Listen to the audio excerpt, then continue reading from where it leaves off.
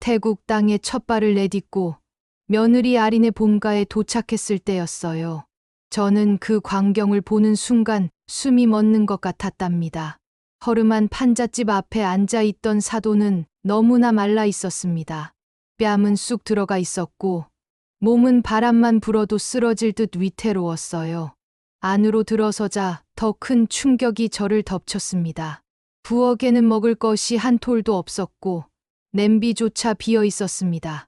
아이들은 배가 고파 힘없이 축 늘어진 채 누워 있었고 사돈댁 가족들은 하루 한 끼도 제대로 먹지 못한 듯 뼈만 남은 몸으로 저희를 바라보고 있었어요. 그 순간 제 눈물이 왈칵 쏟아졌습니다.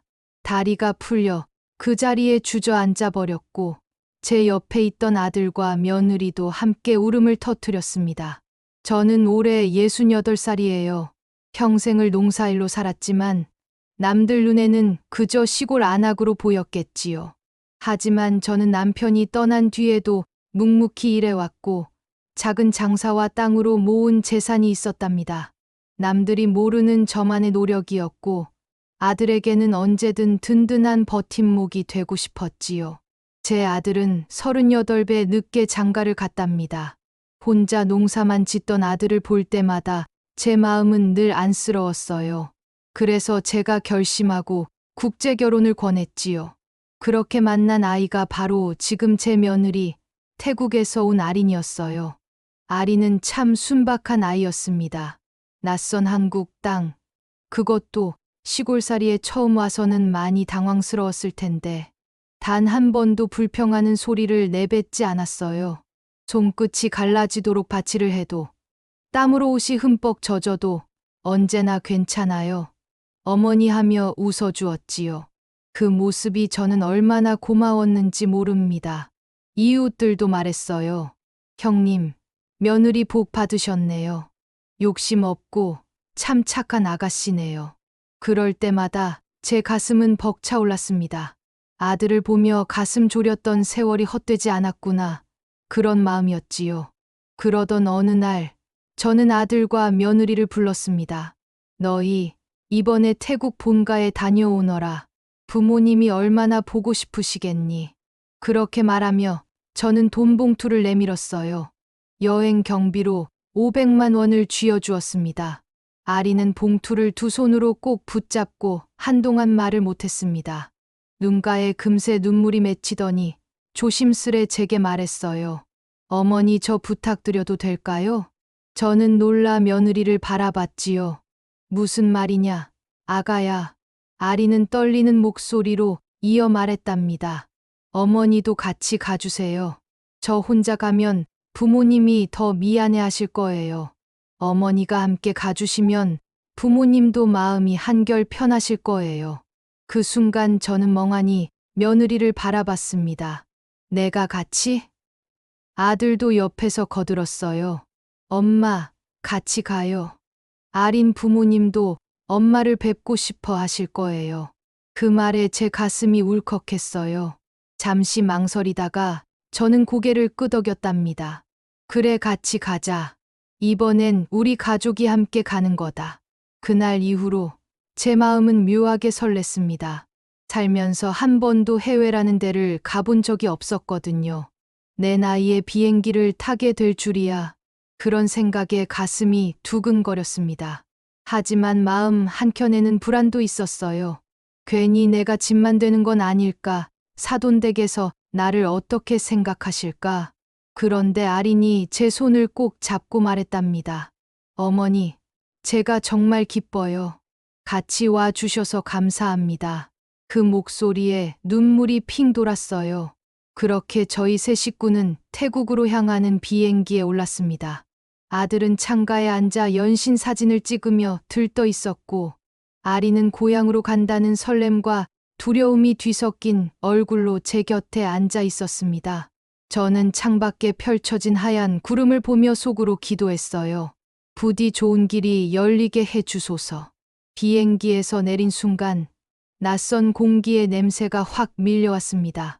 습기가 가득한 더위, 거리마다 쏟아지는 소음, 한국 시골과는 전혀 다른 풍경이 눈앞에 펼쳐졌지요. 아리는 제 손을 꼭 붙잡고 안내했습니다. 어머니, 조금만 더 가면 돼요. 부모님이 기다리고 계세요. 그 아이의 목소리는 들뜬 듯하면서도 어딘가 떨림이 있었어요. 차를 타고 몇 시간을 달렸습니다. 창밖으로 보이는 마을은 점점 더 허름해졌고 포장되지 않은 길이 울퉁불퉁하게 이어졌습니다.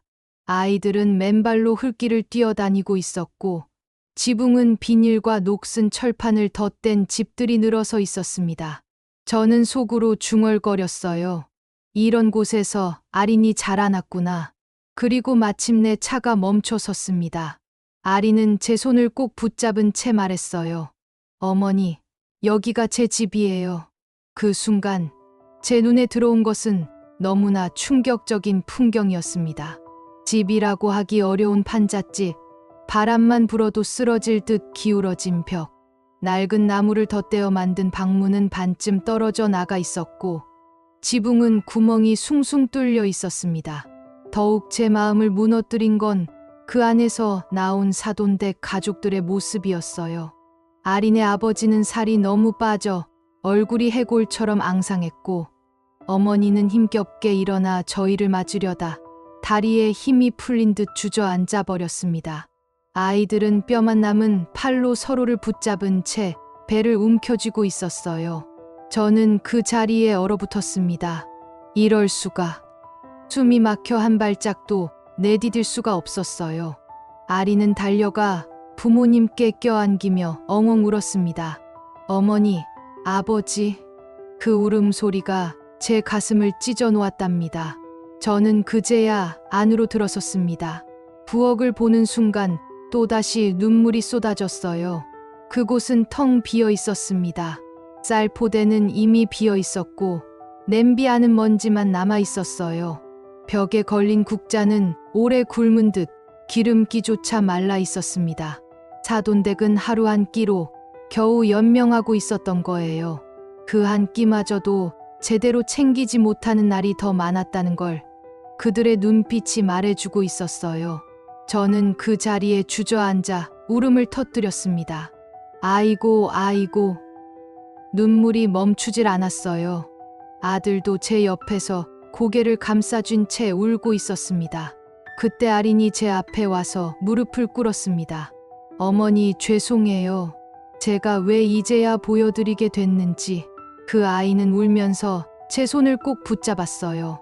저는 며느리를 붙잡고 울부짖듯 말했어요. 아가야, 왜 말하지 않았니? 왜 내 부모님이 이렇게 굶주리고 계신데 나한테 한마디도 하지 않았니? 내가 그동안 내 시어머니가 누군 줄 몰랐니? 내가 너희를 위해 살림을 쌓아둔 사람이란 걸 왜 몰라주었니? 제 목소리는 떨렸고 눈물에 젖어 거의 끊어질 듯 했습니다. 아리는 고개를 숙이며 오열했어요. 걱정 끼치고 싶지 않았어요. 어머니께 괜히 무거운 짐 드리고 싶지 않았어요. 저 혼자 참으면 될 줄 알았어요. 그 말에 제 심장이 무너져 내렸습니다. 저는 아린을 끌어안으며 말했어요. 아가야, 이게 어찌 내 혼자 참아서 될 일이니? 내 부모님이 굶고 계신데 내가 모른 척할 수 있겠니? 나는 너를 내 딸처럼 생각한다. 앞으로는 내가 숨기지 말고 다 말해야 한다. 아리는 제 품에 얼굴을 묻고 흐느꼈습니다. 어머니, 어머니. 사돈은 제 눈을 바라보며 고개를 연신 숙였어요. 말은 통하지 않았지만 눈빛만으로도 알 수 있었습니다. 그 눈에는 부끄러움과 미안함, 그리고 간절한 호소가 담겨 있었어요. 저는 그 손을 잡으며 속으로 다짐했습니다.